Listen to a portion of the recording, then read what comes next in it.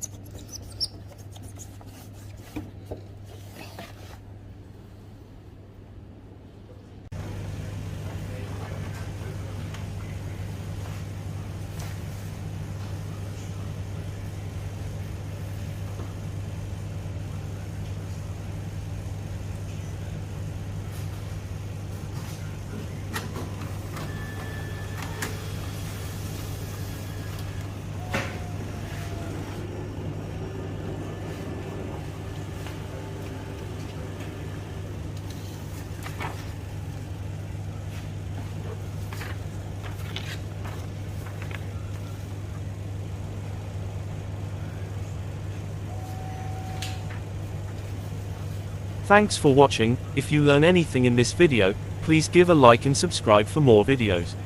If you have any questions, just pin a comment.